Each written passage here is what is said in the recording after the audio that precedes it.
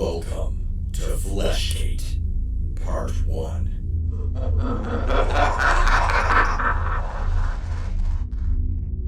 Months later, I can remember all of them, down to the slightest idiosyncrasies and quirks.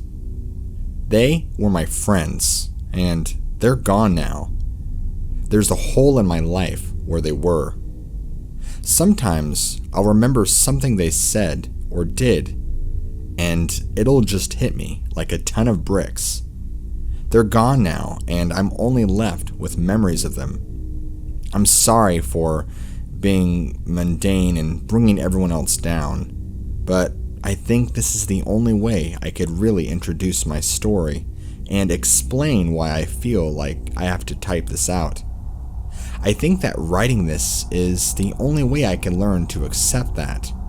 I'll try and keep these downer tendencies to myself as I'm writing all of this down, but I can't make any promises. I know that being the third wheel in a group can be a terrible thing, but I can think of something worse: being the fifth wheel. If you're the third wheel, that makes your group a semi-functional tricycle. If you're the fifth wheel, you're left as some obscure car from the 50s that no one remembers or even cares about. Imagine not being able to follow the in-jokes and shared history of one couple and multiply that by 2. Getting stuck as the fifth wheel is twice as bad. That was the frame of mind I had as we all paid into Ian's car to go into the National Forest for our hike. I know that's a weird opening to give all of this after my depressing opening, but I want you all to have an idea of my mindset. I'm not quite sure how to describe all of this, but I do know that I need to tell someone. I need someone else to know what happened and help me come to terms with it all. I think the only way I'll be able to explain this is to help you see from my perspective as much as possible. So, there we were, driving down to Gila for a hike, with me feeling like the fifth wheel wedged between 2 of Ian's friends who I don't even know. 3 of us were crammed in the back seat while Ian and his girlfriend were up front. I look back at that unnecessary bit of moping back in August of 2016 as one of the last few moments of normalcy I would have in my life. I tried to make the best of the situation. I really did. Ian was always more social of us. Our mom used to tell us that Ian could make anyone his friend, and that once I had a friend that I kept them. It was one of those parental platitudes that was given to us to reassure a socially awkward child that there was nothing wrong. Unfortunately, it would have taken me almost 19 years to learn that that wasn't true. Instead of taking my therapist's diagnosis of social anxiety disorder following a breakdown after an office get-together as a means for seeking treatment, I used it as an excuse to cloister myself up from the world. I stayed in my apartment when I wasn't working and told myself that I was just doing what was best for me. Of course, Ian decided that that wasn't healthy and convinced me to go on a weekend-long hike with him. It wasn't until I showed up at his house at 6 a.m. on Friday, after taking the day off work, that I saw that he had invited others along. I think he saw it as a means of me getting help and breaking me out of my shell. Unfortunately, though, with Ian's extroverted nature, he didn't even realize that I like being in my shell.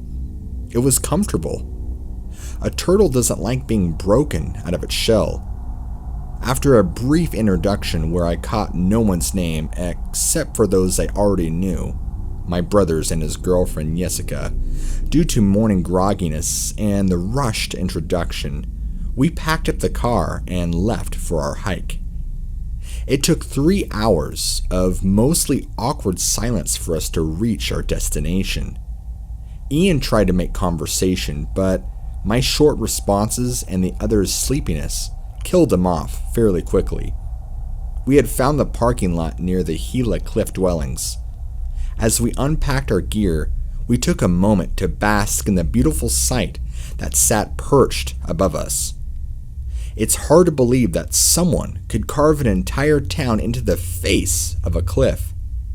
But 700 years ago, people managed to do just that. Given that the parking lot was empty, except for us, we would find out why later.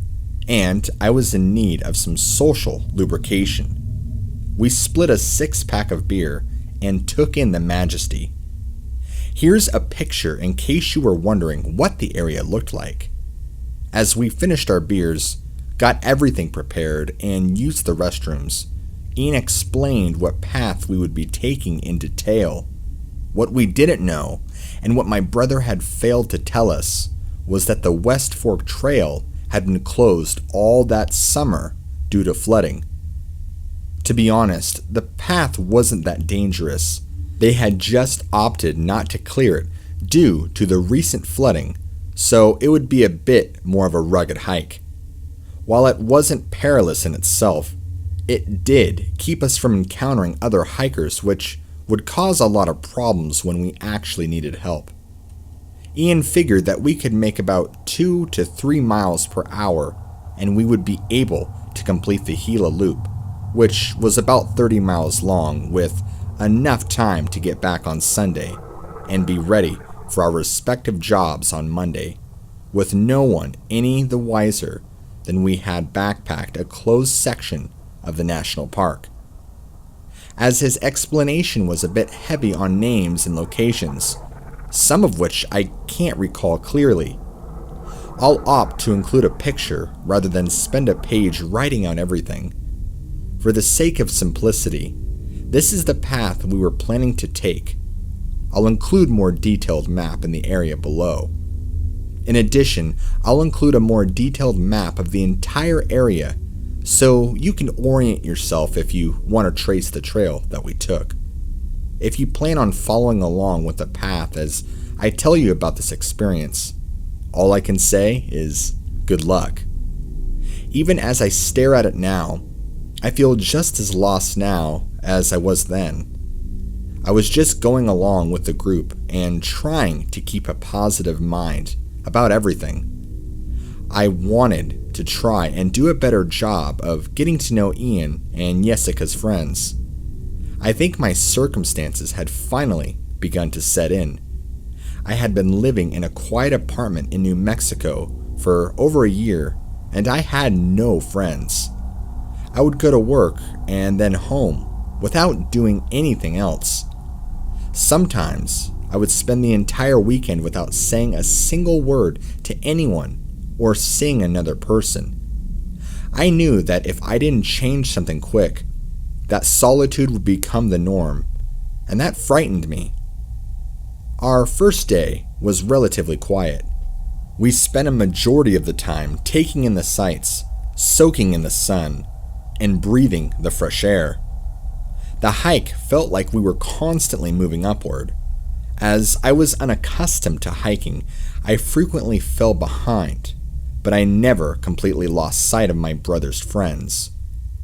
While we took a break under the shade of a tree, whose bark looked like dried scales from some long, dead alligator, I tried to make small talk with everyone. I fell into a quick conversation with Ian and Jessica about their work and what they had been up to lately. When it came time to talk to the other two, I only managed to get to conversation going for a few sentences before it shriveled up and died. I remembered assuring myself that it would be easier when we stopped for the night. We rested before continuing our ascent up the mesa. This was where everyone realized how truly out of my element I was here. The path up the mesa was agonizing for me. It seemed to never stop climbing up, and there was almost no shade to keep the sun from beating down on us. I was sweating buckets, panting, and wheezing whenever they stopped to wait for me to catch up. I tried to pretend that I didn't notice their exasperated whispers or side glances, but it was easier said than done. They seemed like the outdoorsy type that had been doing this sort of thing for years. By the time our paths started to level out, I was ready to turn around and leave. It wasn't until we reached the top and looked out over everything that I realized how foolish of an idea that was. Even if I was able to convince Ian to give me the keys and let me walk back to the car and go home, I had no idea where I was going or what trail markers we had even been using.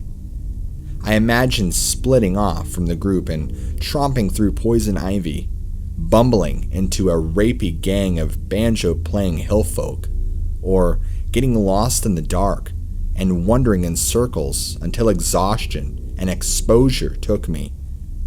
Even if I did manage to hike back to the parking lot, where was I going to go? Would I go back home to my empty apartment, eat a Hot Pocket, and feel sorry for myself again? I decided to tough it out and continue hiking.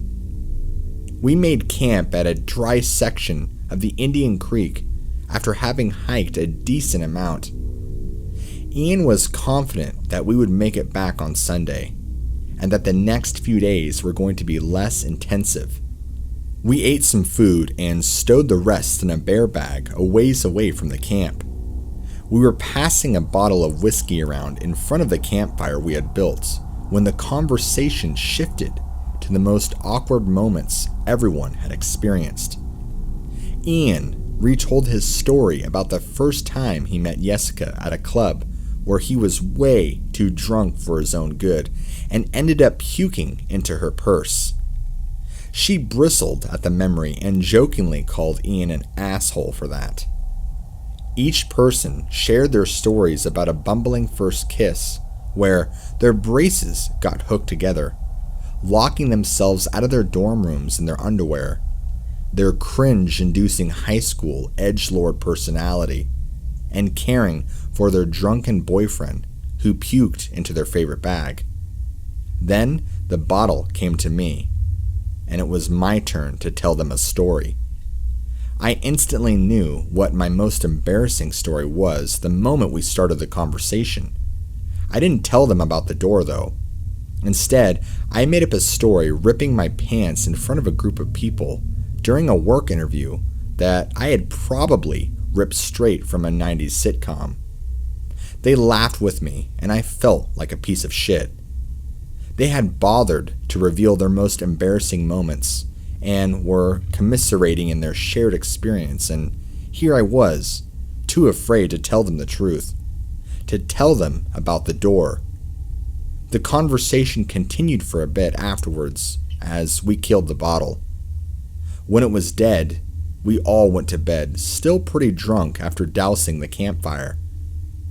I woke up in the middle of the night, desperately needing to use the bathroom, still a bit fuzzy from the whiskey. I tromped out to the woods to do my business. It wasn't until I was almost done that Nadia's voice cut through the blackness. She asked me if I had a lighter. Since I hadn't heard her approach, the sound of her voice made me jump. It would have scared the piss out of me had I not just gone to the bathroom. I mumbled something about her having a lighter back around the camp. She told me that she had dropped hers and asked me to help her look for it. But I was too out of it to be any good to anyone, so I told her that we'd have to look for it later. I vaguely remember her mumbling a protest as I stumbled back to my sleeping roll. It wasn't until I woke up the next morning that I realized how stupid I had been. Apparently, they had heard howling in the surrounding woods all last night. They thought that the sound could have possibly belonged to the Mexican gray wolf, but no one was sure. Ian knew that they inhabited the area, but were quite uncommon. I paled at the thought of being mauled by a wolf while out peeing in the middle of the woods. I decided next time I would wake up Ian before going out to the woods to answer the call of nature. We packed up a while later after a light breakfast and continued on our hike. The second day was a little better. The overbearing sun I suffered under previously was hidden behind heavy clouds. We crossed a number of rivers as we followed the 157 to 729 junction. We went along Little Bear Canyon as we headed towards the TJ Coral, which was towards the end of the hiking loop. As the path hadn't been cleared yet, we frequently had to dodge patches of poison ivy and stinging nettles.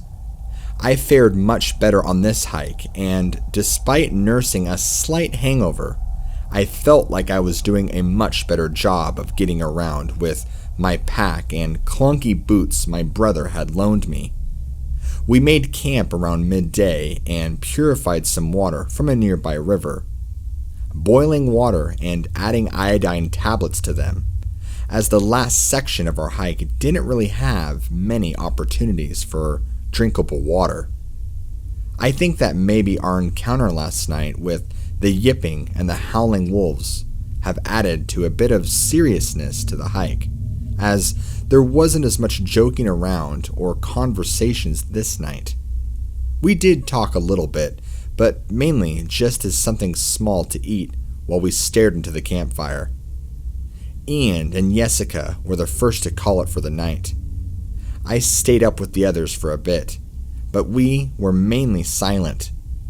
The other two slowly went off after a bit, and I decided to enjoy the warmth a bit longer before getting ready to go to bed for the night. Just as I finished dousing the fire, I remember Gary coming up to me and asking for the map. He told me he wanted to plan out the rest of our trip, and that there was a spring nearby that we should really visit that wasn't too far out of the way. I grabbed the map from Ian's pack and gave it to him before turning in.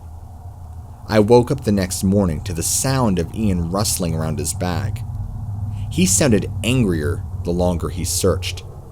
He knocked mess kits into each other as he peered deep into the pack for something he was missing. Frustrated that he wasn't finding the item he was looking for, he turned the bag upside down and dumped out everything. He was practically ready to tear out his own hair, and it seemed like he had spent the entire morning looking for that one thing. Wanting to know what was up, I walked up to him and we started talking. He asked me, "Hey man, have you seen the map anywhere? I can't seem to find it." "Where's Gary? I gave him the map last night so he could map out a little detour on the trip so we could visit a spring. Why don't you ask him? He probably knows," I answered. It was then that Ian said something that changed everything. "Gary? Who are you talking about? Do you mean Oliver? Don't tell me you thought his name was..." I explained. "No, I'm talking about Gary. Tall guy, kinda lanky." "You're joking, right?" He looked confused for a few seconds and made a questioning sound like a really old computer trying to process something moments before it catches on fire. The pieces clicked and Ian shouted, "Who the fuck is Gary?" getting the attention of everyone in the area. "He was some fucking guy asked you for our map in the middle of the night, and you just fucking gave it to him? You handed our stuff to some random stranger you met in the woods?" I tried to explain myself and tell him that I knew Gary, and that he did too since I remember hiking with him the day before, but I couldn't find the words to convey that point. It was here that Jessica stepped in and asked what was going on. Ian vented, "How fucking stupid are you, Evan?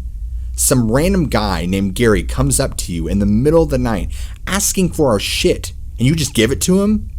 Christ, we needed that map to get around smoothly since the trails out here haven't been cleared." Ian shouted for about 15 minutes while everyone became aware of our situation. Jessica managed to calm him down enough so we could figure out our next move. While we weren't completely screwed, as Ian had mesmerized a large portion of the trail markers, it was going to be a lot harder to navigate the necessary junctions to bring us back around to our car. We packed up all of our stuff, making sure that the guy hadn't taken anything else, and we left. The entire hike, I could feel Ian's eyes drilling into me.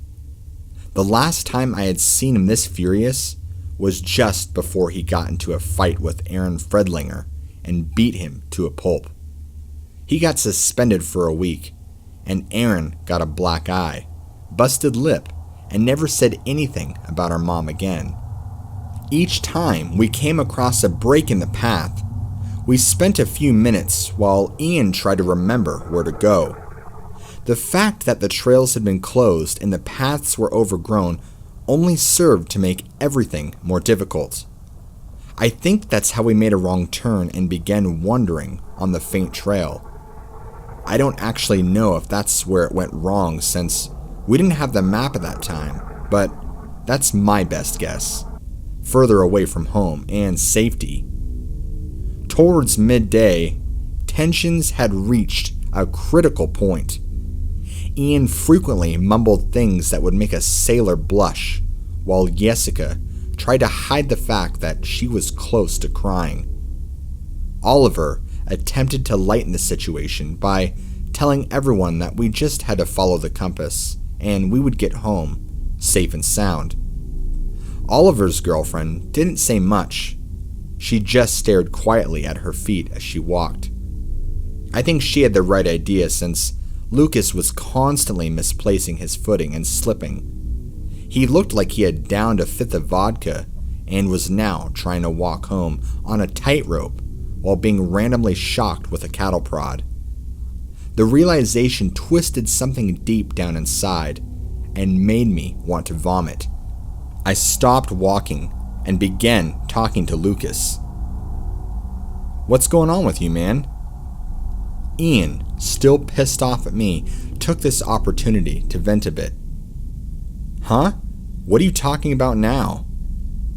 Lucas is bumbling and twitching all over the place. "What's wrong with... Don't be a dick, man. You know he has multiple sclerosis. We told you before the hike started about his condition." As soon as he said it, the events came rushing back to me, clear as day. I recalled Ian pulling me to the side and telling me about his friend's diagnosis, and how this was likely going to be his last opportunity to undertake a long hike like this. So, we had to help him move, and slowly. I remembered watching him scramble up the trail and thinking about our own mom and her illness.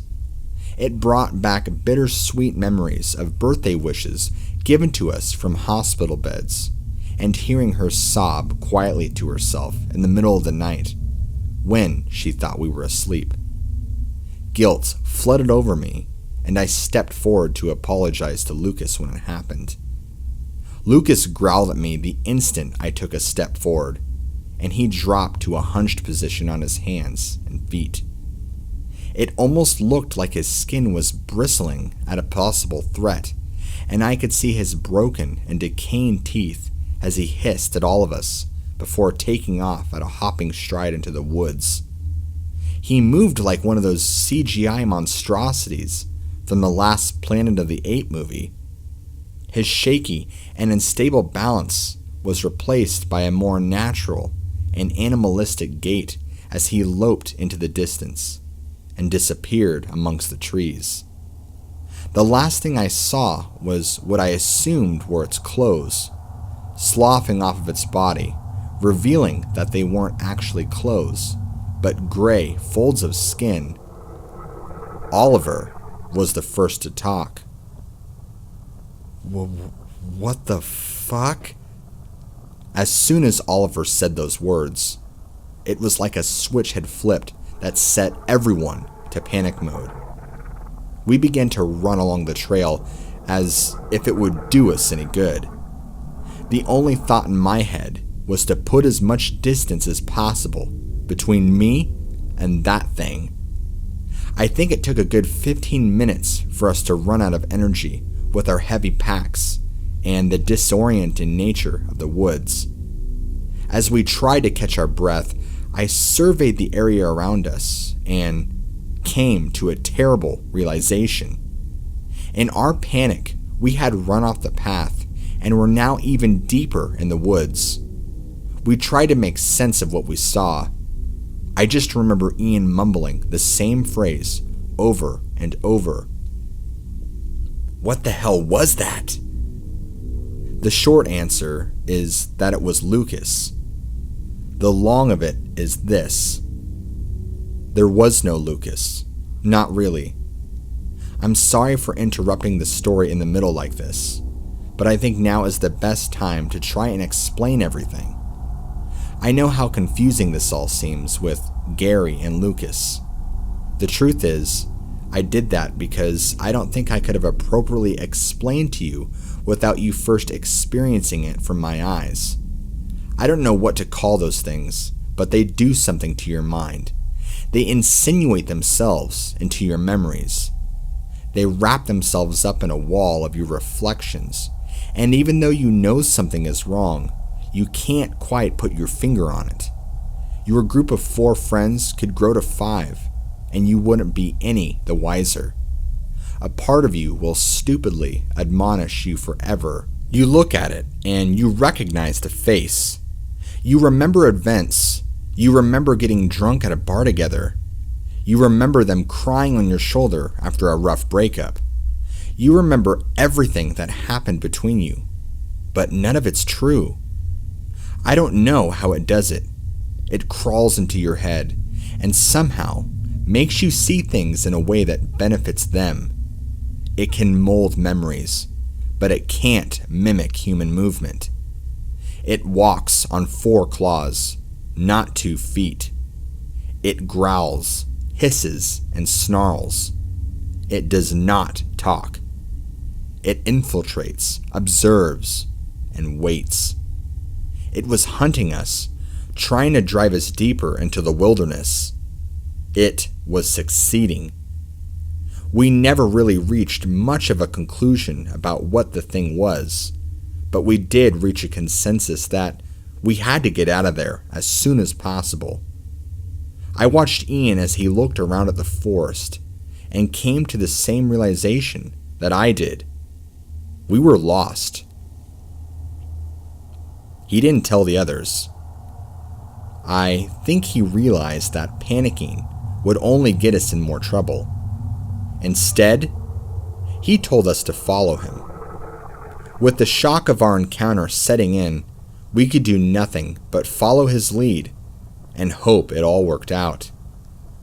As we walked, we could hear the sounds of distant animals howling and calling out to each other. The terror of our situation deepened as the others whispered that those were the same noises they had heard the first night out in the woods. Whatever this thing was, it was following us and calling out to other things in the area.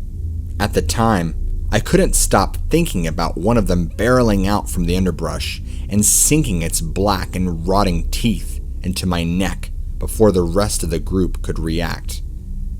I remember brushing the thought off and mentally reassuring myself that there was 6 of us here, and we had only actually encountered one of the creatures. As the day pressed on, we seemingly wandered the south in an attempt to pick up another trail that would lead us back to the parking lot. I couldn't help but shake a nagging feeling in the back of my mind.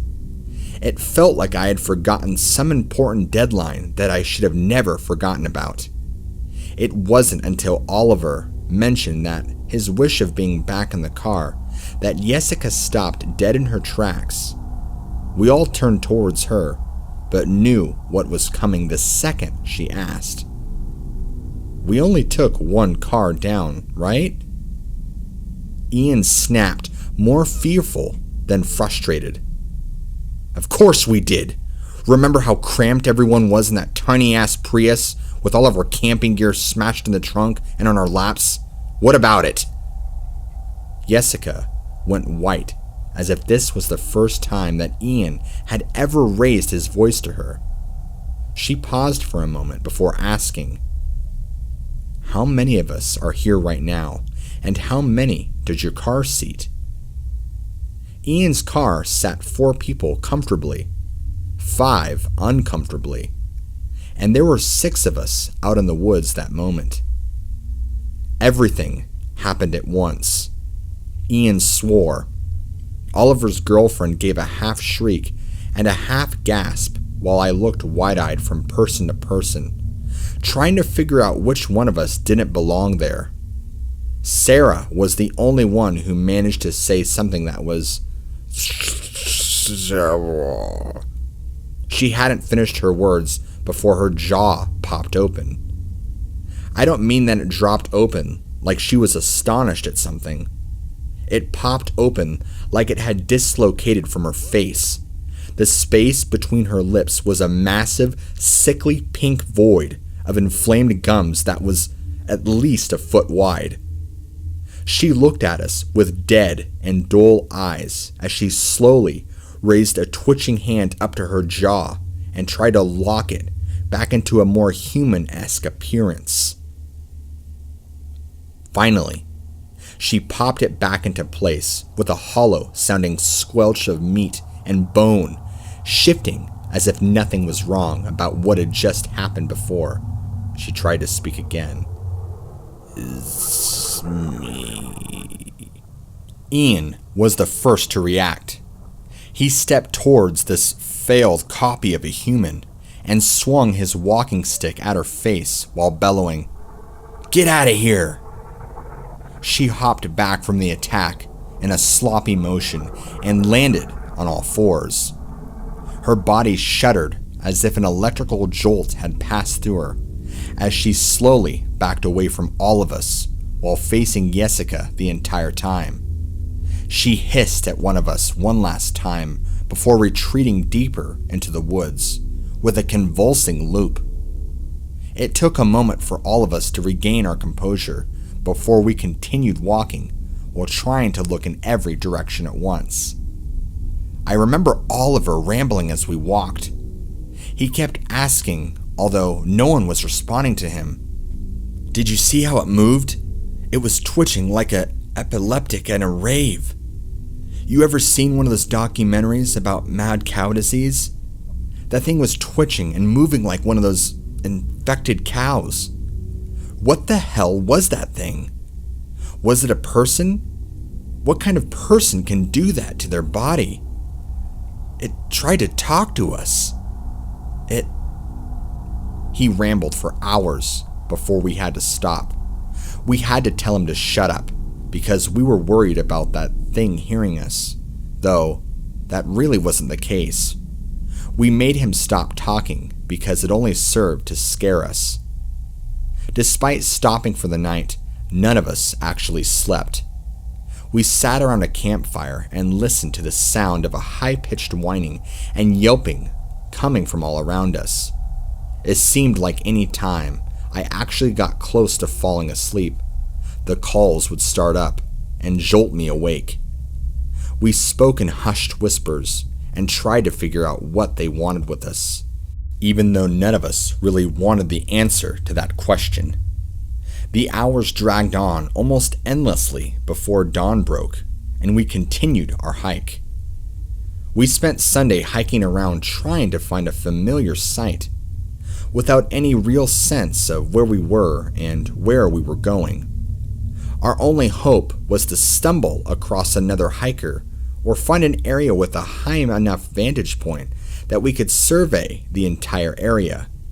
Unfortunately, any elevations we climbed didn't afford a good view of the area, and it was extremely unlikely that we would find another hiker due to the fact that the trail had been closed and wasn't cleared. Even if we did, what are the chances that we would trust them and could be certain that it wasn't one of those things?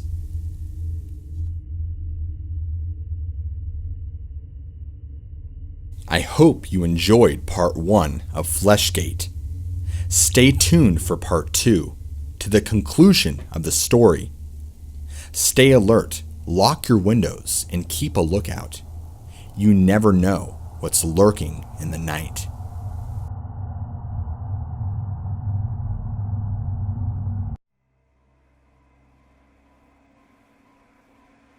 Welcome back to part 2. Enjoy your stay.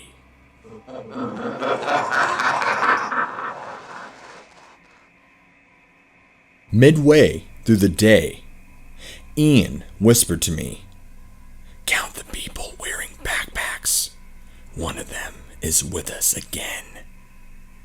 I casually looked over my shoulder and noticed that one of our group was walking without any gear.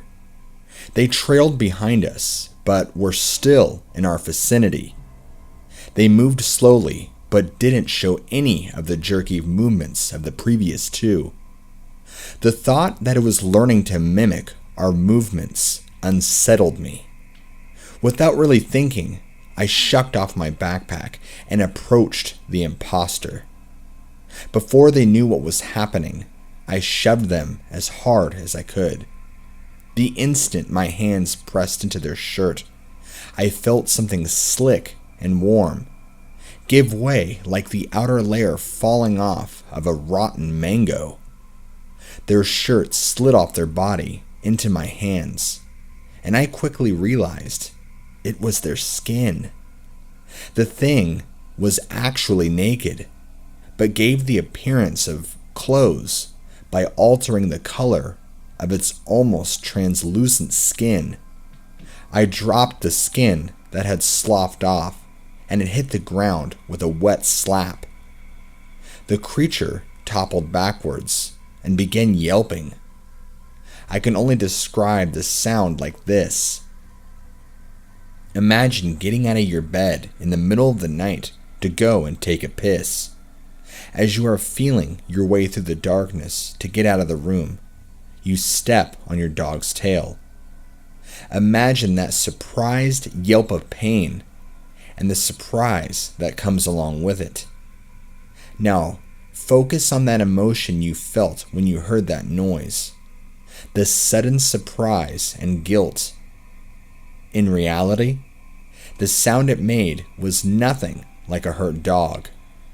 It just reminded me of that so much, of a wounded pet, that I can't differentiate the sounds. Here's the worst part. I shouldn't have felt bad.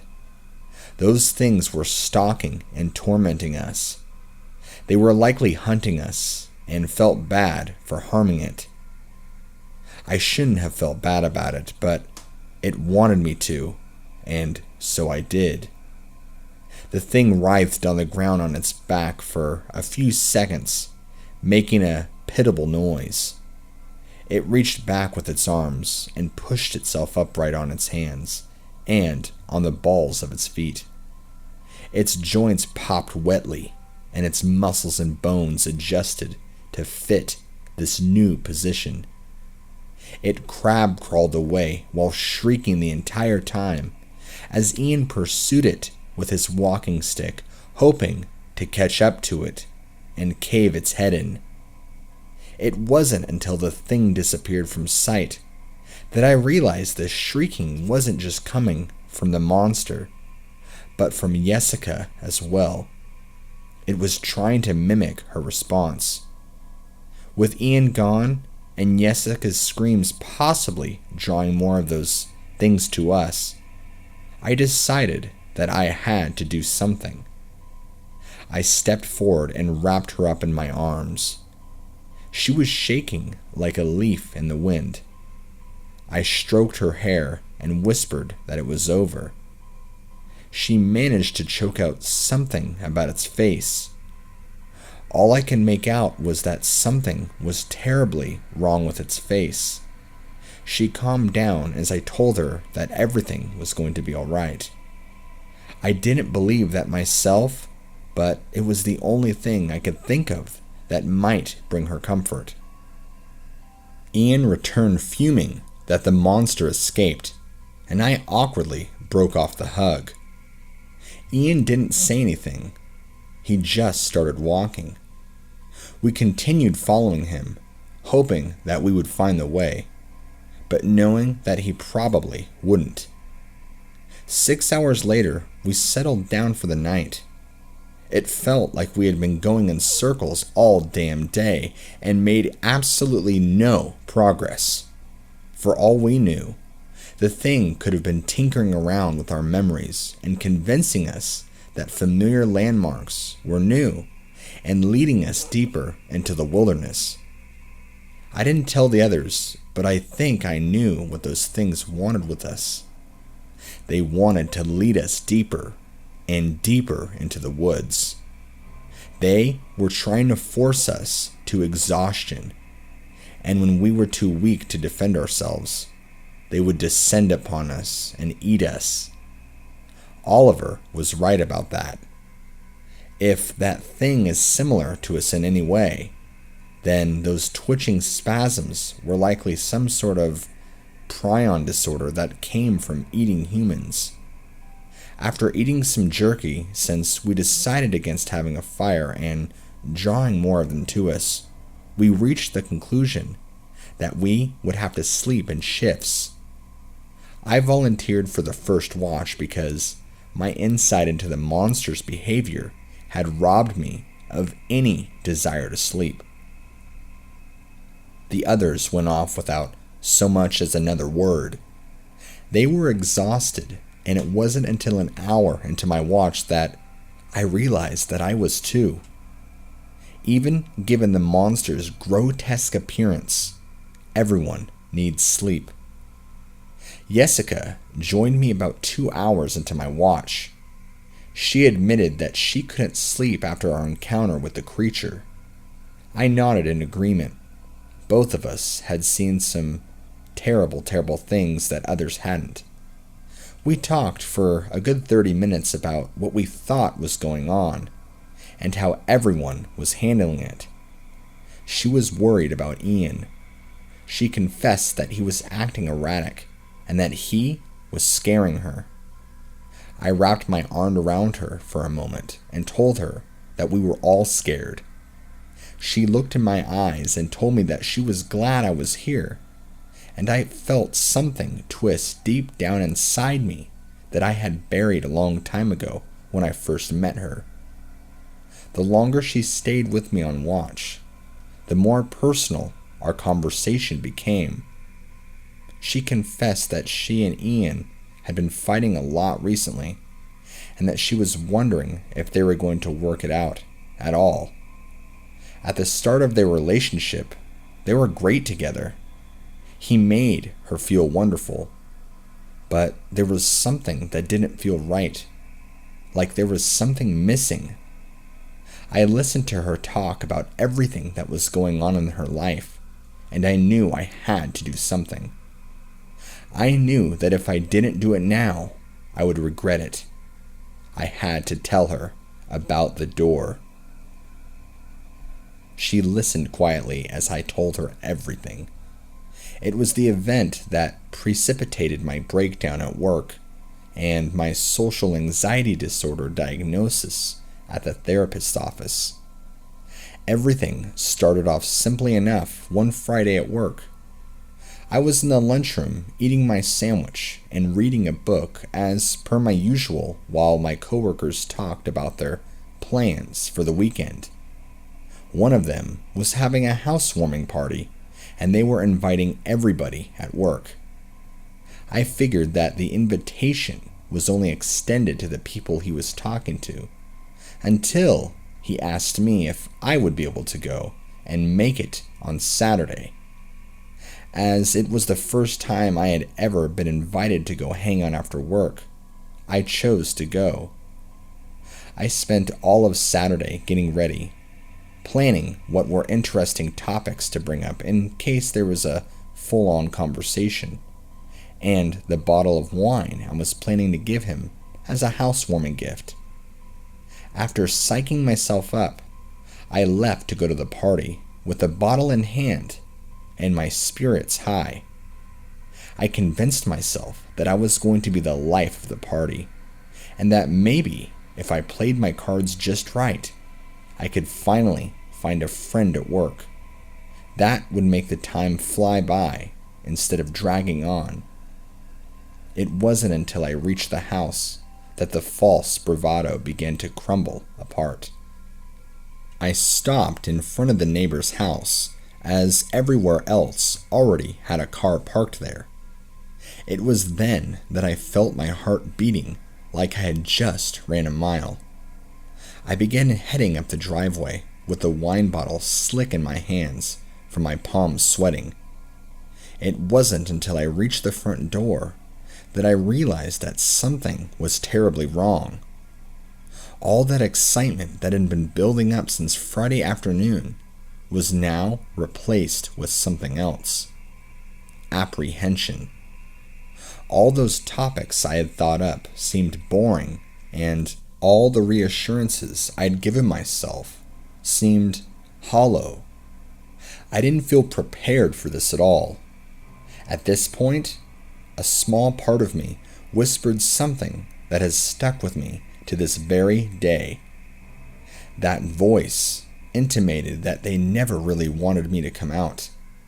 They had only given the invitation as a courtesy and didn't actually expect me to come to their house. It said that if I knocked on that door, that I would be making a fool out of myself. It told me that I wasn't even comfortable in my own skin. So how could I even dare to imagine that they would enjoy my company? They wanted to celebrate with their friends. They didn't want to listen to me fumble for something to talk about. All of those fears flashed in front of me, taunting me, demanding that I knock on the door and make myself look like an idiot. That part of me told me that I was better off alone, and I listened. I turned around, and without even knocking on the door, I left. No one had come in, and the music was playing loudly, so I doubt that they would have heard me anyway. I shouldn't have been there in the first place.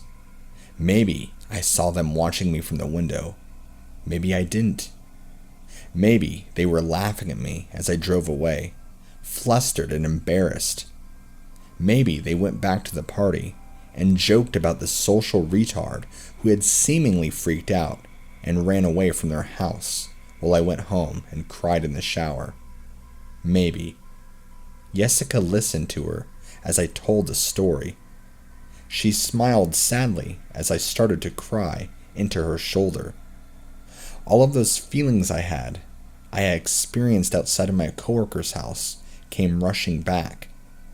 All of that fear, the foolishness, and fatalistic failure smashed into me like a wave on the shore. She whispered soothing words into my ear and waited for me to collect myself. Once I did, she pulled away and told me that it was not my fault. It was there under the moonlight with her, face inches away from mine, that I did the worst thing I had ever done in my life. I kissed her. It was slow, hesitant, and romantic. I looked into her eyes and I saw her beautiful face. She pulled me towards her as she leaned back. Lost in the moment, I held her against me while telling her all the things I should have said when I first met her, and realized that I loved her. I held her like that for a few moments, afraid that if I let her go, I would lose this perfect moment. She was warm. She smelt like wildflowers. She smelt like happiness. For the first time in what felt like a lifetime, I felt comfortable. I felt content. I don't know when I drifted off, but I do remember waking up. In the love-drunk excitement of the previous night, I didn't think once about Ian or the consequences of my decision. I only thought about Jessica, and I forgot that she was his girlfriend. What I did last night was a beautiful mistake. I convinced her to cheat on him with me. I needed to tell him before the truth came out. I needed him to understand how I felt. I got up from the ground and stretched. Jessica was gone.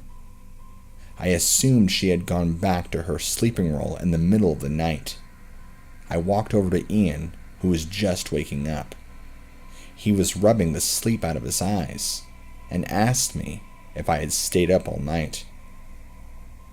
The words, they bled out of me, and once they started, I couldn't stop. I don't know what happened, man. We were just talking one moment, and then the next. Oh, Jesus, I didn't mean for it to happen. You know I love you, man. I wouldn't do anything to hurt you. It just happened, and now I can't take it back. Jessica's cry of surprise cut me off before I could go any further. Both me and Ian turned to the sound of her distress, and we knew instantly what had happened. The backpacks with our compass, food, and water had been stolen. It knew. Don't you see it? It knew that we could identify it without a backpack, and it couldn't shape its skin to take the appearance of one, so it stole them away from us. Now, the next time it wormed its way into our group, we wouldn't be any the wiser. Jessica and I never talked that night. Jessica had never left my brother's side that night. They had zipped their sleeping rolls together. She didn't open up to me about her worries, and I never actually kissed her. I poured my heart out to a thing wearing Jessica's skin while it was in my arms. I confessed my truest feelings to an erased entity masquerading as a person. I felt sick. The others woke up quickly after hearing her screaming. We quickly searched around the area, hoping to find some scrap of food or some indication of where our stuff had been taken to. We found nothing. It was long gone. We had no food, no water, and worst of all, no hope. We had no way of telling when one of those things was hijacking our heads and pretending to be a part of our group so it could distract us. With our compass gone, we had no means of following a set direction and hoping to pick the trail back up. In short, we were screwed with a capital S. Oliver demanded to know what I was doing last night. He wanted to know how I could be so careless as to fall asleep when I should have been watching over them and our gear. I lied and told him that someone had come around in the middle of the night to relieve me from my shift. I didn't mention that it was one of those things impersonating Jessica. I couldn't even bear to look either my brother or his girlfriend in the eyes at that moment. Oliver started to yell, but stopped when he saw I was on the verge of tears. I don't know if it was mercy or disgust that caused him to stop. It doesn't matter either way. We gathered up the only thing that they hadn't taken in the night, our sleeping rolls, and we continued walking. The hike without water or the prospect of food was simply unbearable. We were already exhausted, and the realization that we were soon going to be starving and dehydrated only served to sap more of our energy. Within a few hours, my mouth felt gummy and dry. While we were still under the canopy of leaves, the temperatures were still high in the 80s and low 90s. It didn't take long for dehydration to set in. I kept licking my lips in an attempt to keep them moist, but I could feel them beginning to crack as my saliva began to dry up. As we walked, Oliver picked up his pace and caught up with me. I looked over at him and knew without him saying anything that another one of those things had joined our group. He whispered to me, "Don't look directly at it. Just keep it in the corner of your eyes. I think that's how it messes with your mind. It would explain why you remember that guy that night, but the rest of us can't. You saw him, but the rest of us didn't. Don't get close. Just keep it in the corner of your eyes. It's been trailing us for about a half hour now. I think it just wants to watch and follow us. I pretended to be cracking my neck and looked at the tag-along in my peripheral. It trailed behind us by about 12 feet. In its resting state, its facial features appeared staticky. I can make out eyes and a nose, but it was constantly shifting and rippling like a bubbling plastic piece. At this point, we were too tired to even bother with chasing it off. We just kept walking and hoped that it wouldn't try to join the group. It seemed content to keep its distance and keep us in its line of sight. It followed us for about 2 miles before it broke off towards the trees with a shambling, awkward gait. We were too tired to even try and set up a shift system.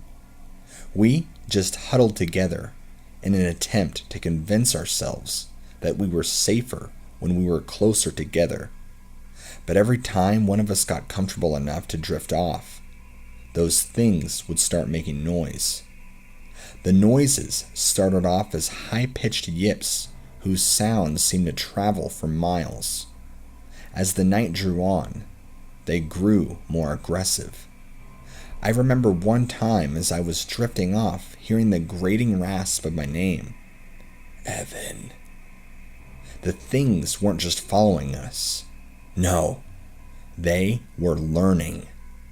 They were perfecting their mimicry. The thought disturbed me more than the idea of them out there watching us in the darkness. How long would it take them to become more human than human? What would they do to us once they were capable of walking amongst people again? I drifted off to sleep with the thought of beating around in my head like a man trapped inside of a wall. We got up on Tuesday morning and left without a word. At this point, there was nothing left to say. Some of us had been awake all night without any food or water. The constant stress had us totally worn down. We continued hiking in the same direction we had been going in, with the false hope that we would come across somebody. In the end, our hike looked more like a death march. My feet were covered in blisters that had ruptured and plastered the soles of my feet to my socks. Every step felt like I was tearing open the wounds a bit more.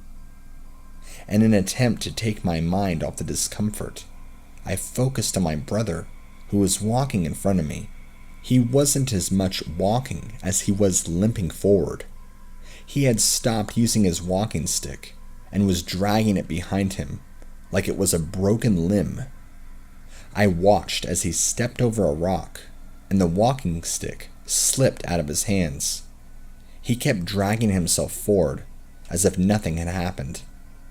He didn't even register it falling out of his hands.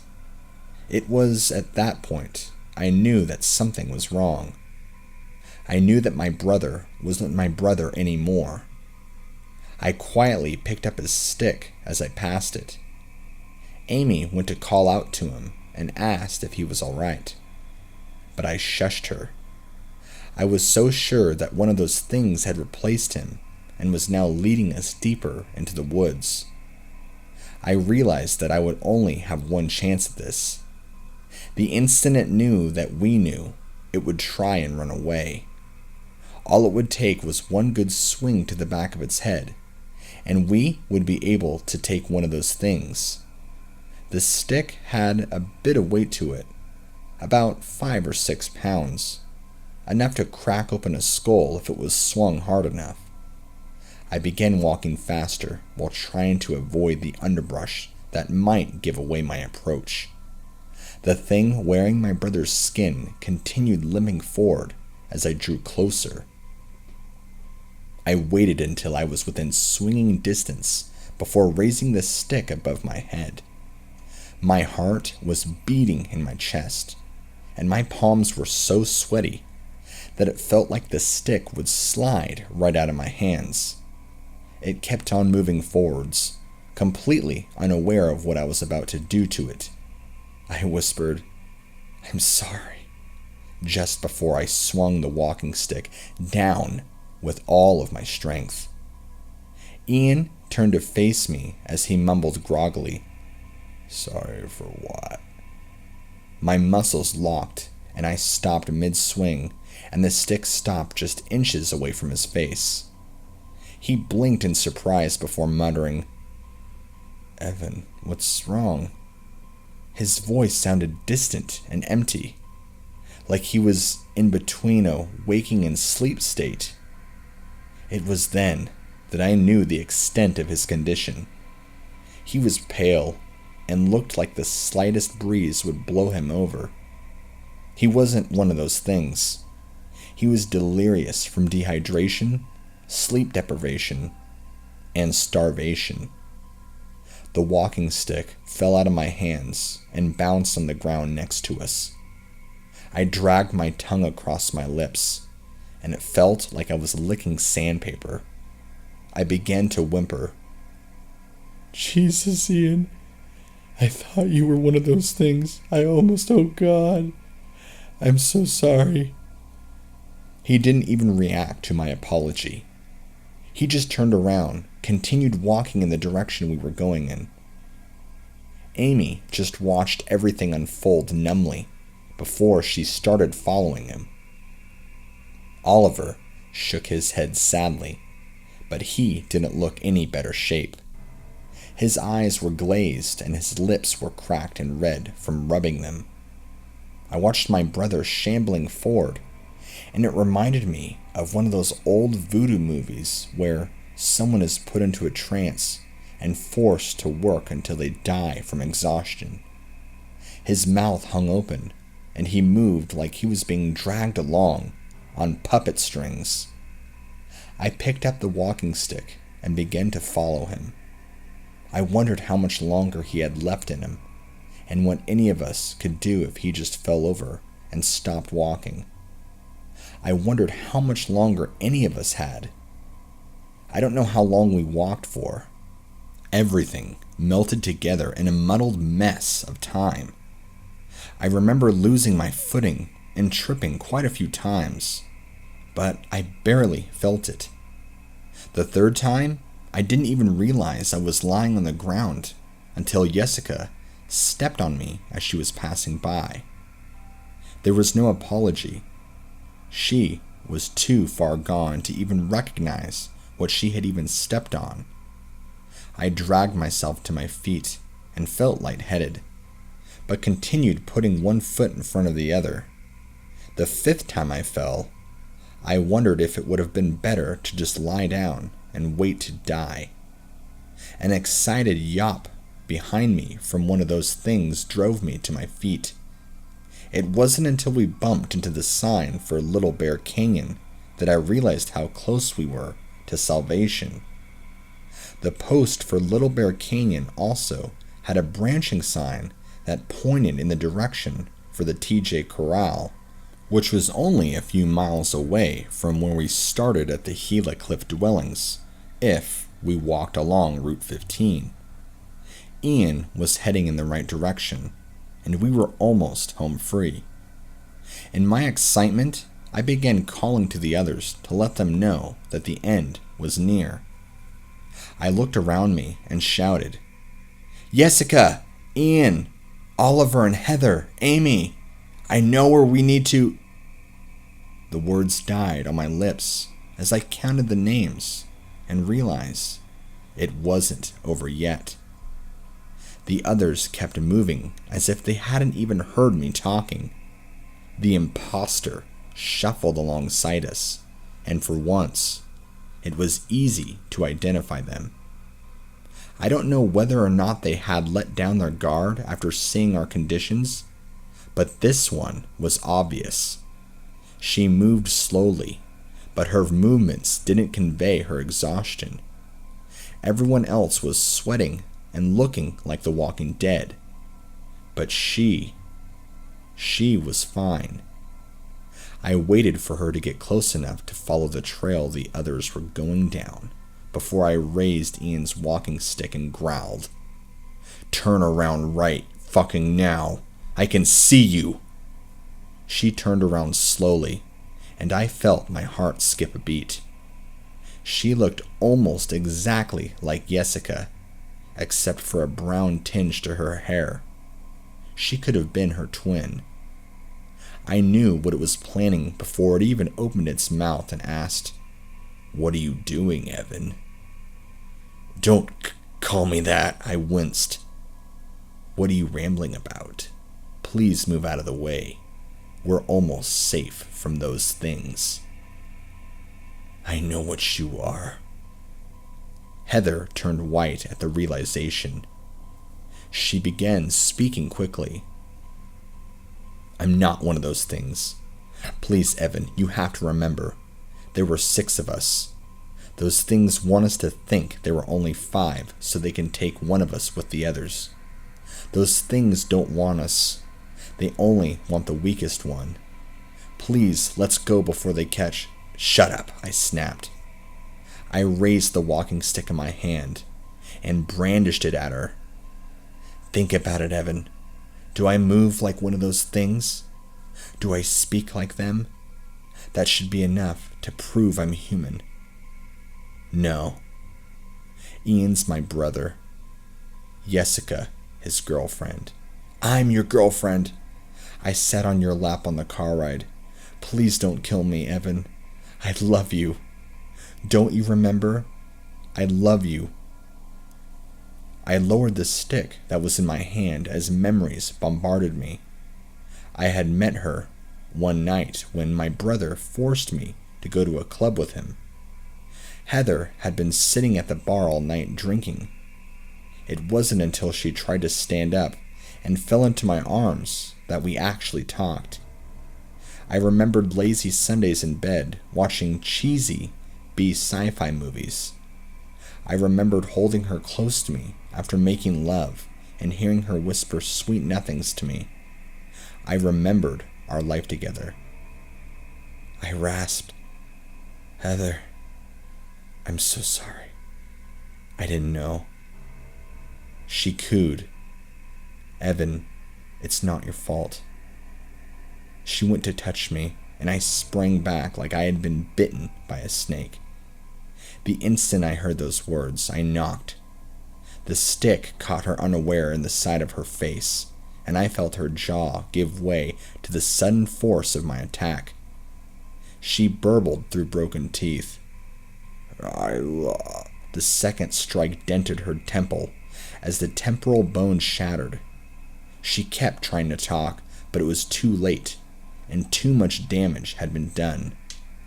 That door was shut to me now. I kept swinging the walking stick down on her head until it splintered and snapped.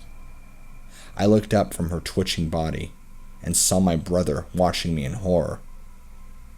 "Heather, oh my God!" I spoke through gritted teeth and regarded him with red-rimmed eyes.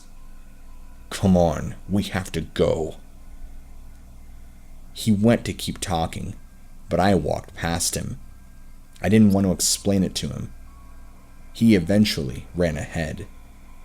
Invigorated with the prospect of finding rescue on the road, I looked behind me one last time. The last thing I saw was one of those things dragging away Heather's corpse. It looked emaciated and half mad with starvation. At that very moment, I wasn't afraid of the thing. I just felt pity. Whether or not it forced that emotion on me, I'll never know. I turned away and caught up with the others on Route 15. We were on the road for 15 minutes before we managed to flag down a car and an ambulance was called for us. The doctor said that our exposure to the elements, combined with our starvation, and dehydration triggered the auditory and visual hallucinations we experienced. It's the typical response you'd be given after hearing our half-dead ramblings about creatures warping their flesh and our memories to drive us to the brink of death so they could prey on us when we were at our weakest. We spent a week there while receiving treatments, recounting our horrific experiences, and then subsequent psyche evaluations before we were released. I tried to talk to the others about it. Ian and Jessica refused to talk with me about it. I don't really know Oliver or Amy, so that's off the table too. They just want to forget. I can't forget. Here's the thing. I still remember Nadia asking me to help her find her lighter. I recall staying up late and talking with her by the campfire while she smoked like a chimney. I can recite Gary's terrible puns that he'd make about almost everything, and Lucas's determination at hiking this trail while slowly succumbing to the effects of his multiple sclerosis. I can recall whispering sweet nothings to Jessica under the glow of the full moon. I can still envision that moment clear as day, even months down the road later. I know the conversation we had, verbatim. I can remember the feeling of her skin against mine, and the smell of her hair as I pressed myself against it when I reached that one true moment of connectivity. I remember Heather pleading and begging me not to kill her. Despite writing this all months later, I can see all of those things clearly. Sometimes, late at night, I can even remember driving up to the Gila National Park with Heather sitting in my lap, playfully grinding against me and telling me how fun our hike was going to be. Sometimes, I think about that memory more than I should. Since I can't talk to my brother or Jessica about this, I had to find some other outlet. I guess I'm writing all this for that one reason. Catharsis. In the end, I keep wondering if what I did was right. Did I make the right choice? I want you to read this and tell me that I had no other option, that the risk of one of them escaping into the city forced my hand. I know that's not the case. I could have walked away or tried to scare her off, but I didn't. What kind of person can look into someone's eyes, remember all of the things they did and the life that they had, and do what I did? Who can have all of those memories and end everything so callously? It doesn't matter if none of it was real, because in that moment, it was to me. Who can look at someone and feel such love for them before you kill them? The answer to that question is simple now that I ask myself out loud. I just don't like the answer.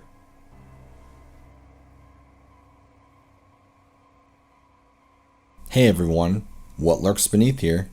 I hope you enjoyed the conclusion to this video and to this story. If you enjoyed this, go ahead and leave a comment, like this video, and subscribe if you're new. I'll have tons more exciting content coming in the future with more of cool videos just like these. Have a wonderful night, everybody. Take care.